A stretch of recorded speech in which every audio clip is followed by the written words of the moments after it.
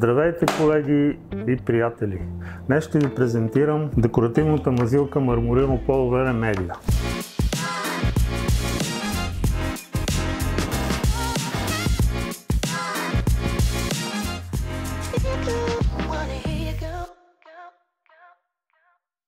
То е прахов материал с вар и мраморен прах.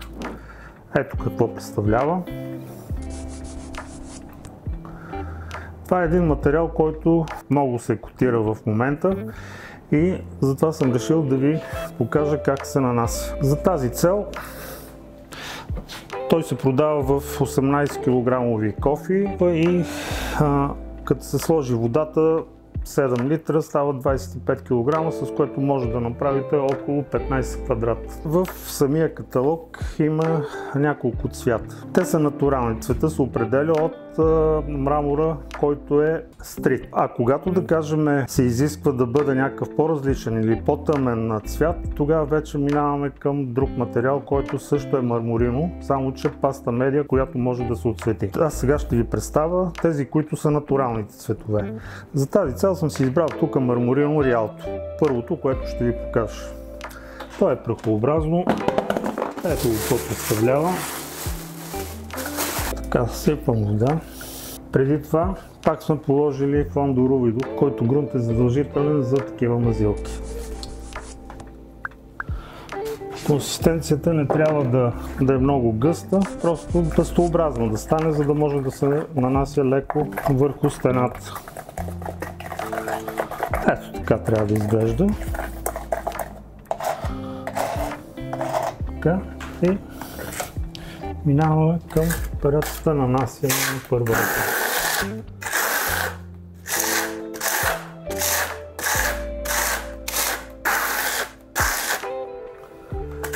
Както виждате, материалът е структурен. Не е идеално гладък, но при втората ръка вече става по-гладко и може да се зацикли.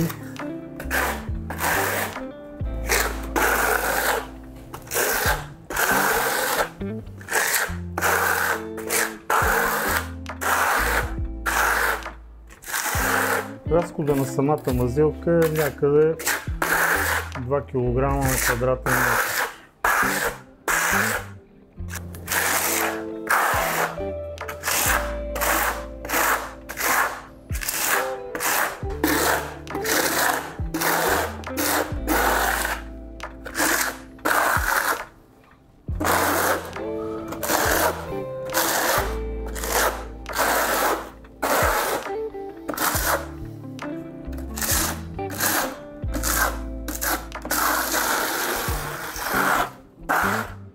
Ставаме го да изсъхне.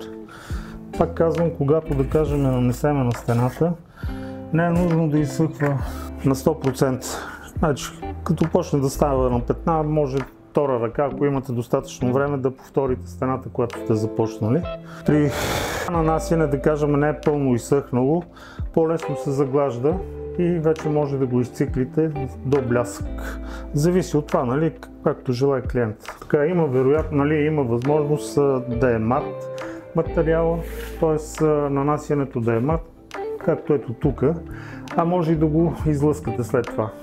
Това говорим вече на следващата ръка. И така, както казах, нали, не трябва да бъде на 100% изсъхнал, ето както става на петна. Сега вече може да положим втората ръка. Като втората ръка на Rialto може и малко по-редичко да го направите, да не е чак толкова гъсто, както първата. Почваме да го нанасяме.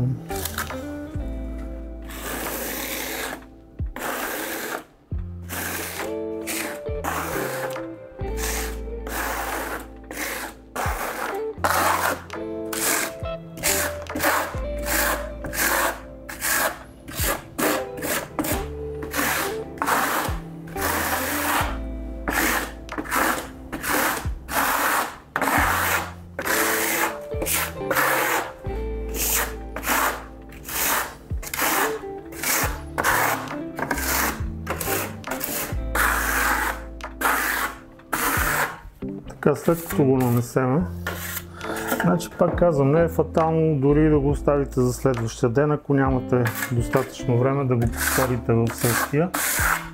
Начинът на нанасяне пак е същ, пак може би така по-разредено да го нанесете, за да стане така гладко, както е в случая.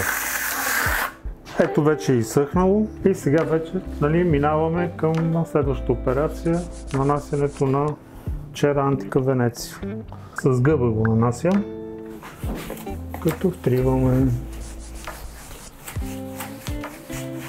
Значи материалите, които ви показах от този каталог Marmorino от Olvere, са подходящи за фасади, обществени сгради, стълбища, фоайета на хотели и за да почувствате, дори и в баните слага на тези участъци, които не се мокрят. Но при третиране с мазилката отгоре може да се защити с смола и тогава вече може да се мокри обилно. Но така нанесена ваксата, тя е достатъчна да бъде защитена, когато е на открито от дъжд, а пък така защитена може да се поддържа по-лесно и дори да се напръска с кафе или там с други някакви препарати, може да се очисти и няма да остане петно. Ето това е крайният резултат. Минали са 2 часа от нанасянето на ваксата и пак казвам, че може да се полира с машина за полиране.